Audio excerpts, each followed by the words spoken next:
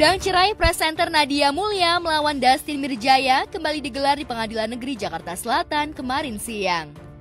Dustin selaku tergugat hadir di persidangan, sementara Nadia memilih absen dan diwakili kuasa hukumnya.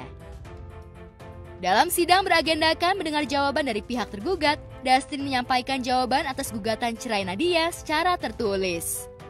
Seperti diketahui, selain menggugat cerai, Nadia juga menggugat hak asuh anak dan harta gonogini dari pria yang menikahinya pada 12 Agustus 2005 itu. Lalu benarkah Dustin bersedia mengabulkan sebagian gugatan Nadia? Sidangnya saja tertutup untuk umum, apalagi isinya. Gitu. Jadi yang jelas agenda tadi adalah jawaban tertulis dari tergugat sendiri yang secara prinsipal menghadiri persidangan. Jawabannya secara tertulis tertutup untuk umum. Jadi isinya kami tidak bisa menyampaikan dan tidak tahu karena persidangannya tertutup untuk umum. Tidak boleh ada yang tahu kecuali para pihak itu sendiri dan majelis hakim karena tertutup untuk umumnya. Jenis perkaranya adalah cerai gugat, maka yang menggugat adalah istrinya. Saat mediasi pertama kemarin hadir nggak, Bu? Hadir, kedua-duanya hadir, dan mediasi telah dilaporkan bahwa mediasi itu tidak berhasil sehingga perkara dilanjutkan dengan proses selanjutnya yaitu jawaban. Isi gugatan itu adalah tuntutan ingin bercerai, tuntutan ingin agar anak di bawah asuhan pihak penggugat. Yang jelas ada penggugat meminta agar anak di bawah asuhan pihak penggugat serta biaya untuk ke sejumlah anak tersebut. Serta ada harta yang dihasilkan itu juga ada dituntut. Itu inti utamanya adalah itu. 17 tahun menikah, rumah tangga Nadia Mulya dan Dustin Mirjaya jauh dari gosip miring. Pernikahan mereka semakin kuat dengan hadirnya 4 orang anak. Sebelum gugatan cerai Nadia mencuat, keduanya getol memamerkan kemesraan di media sosial. Kekompakan Nadia dan Dustin bersama anak-anak mereka sempat membuat kagum netizen. Tapi entah kenapa, setelah anniversary Sweet 17 pernikahan mereka, Nadia mengambil keputusan mengejutkan. Adakah kesalahan Dustin yang tidak bisa dimaafkan Nadia hingga jalan perceraian sebagai jalan halal yang dibenci Tuhan terpaksa ditempuh oleh Nadia? Apa kata pihak Dustin terkait isu kehadiran wanita idaman lain yang menjadi pemicu keretakan rumah tangganya? Alasan gugatan ya jelaslah bahwa penggugat mengajukan gugatan ke Pengadilan Agama Jakarta Selatan tentu harus ada alasannya. Alasannya pertama, yang namanya dalam perkawinan tentu dia kan punya identitas, baik itu nama, alamat, agama, pekerjaan, tempat tinggal. Tergugat juga demikian.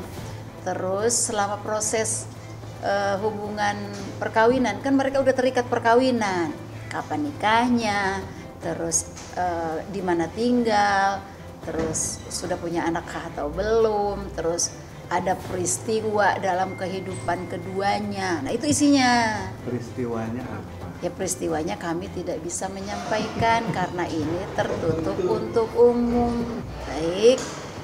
Bukan soal ekonomi atau pihak ketiga. Ini masih dalam proses ya. Jadi apapun penyebabnya kami tidak dapat menyampaikannya sekarang. Lain halnya kalau sudah putusan.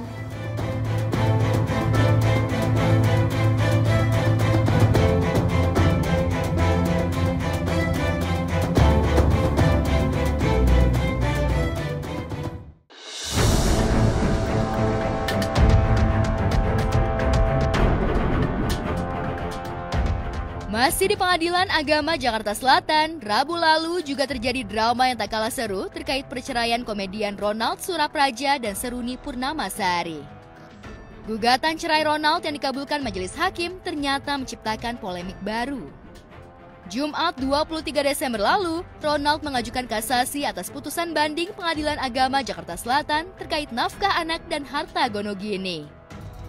Tidak mau kalah dari mantan suaminya, Seruni pun mengajukan kasasi lantaran Ronald tidak mau menjalankan putusan pengadilan agama terkait harta gonogini dan nafkah anak yang sudah disepakati di awal persidangan.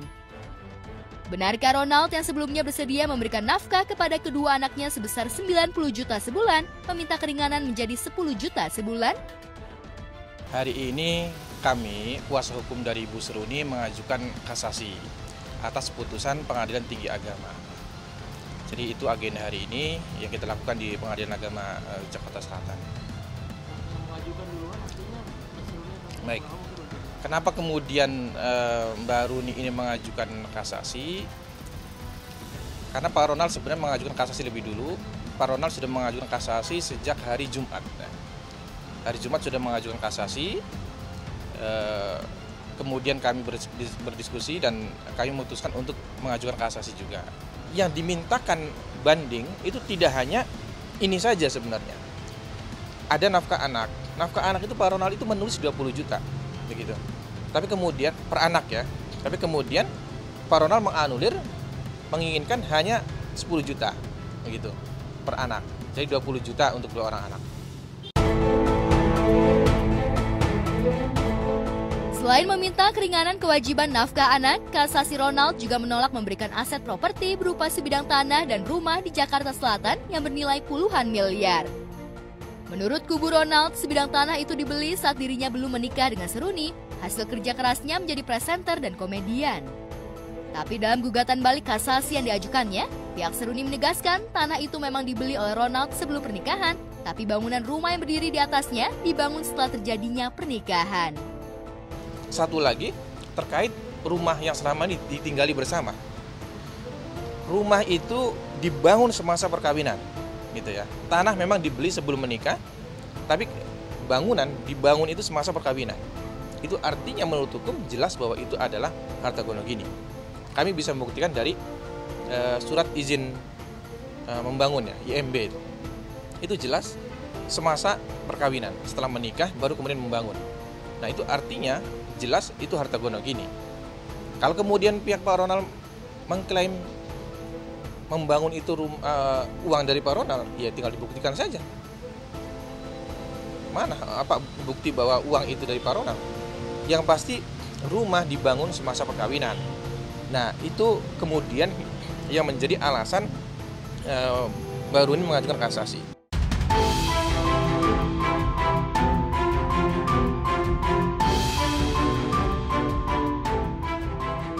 Menikah pada 25 Mei 2008, rumah tangga Ronald dan Seruni nyaris luput dari berita sumbang.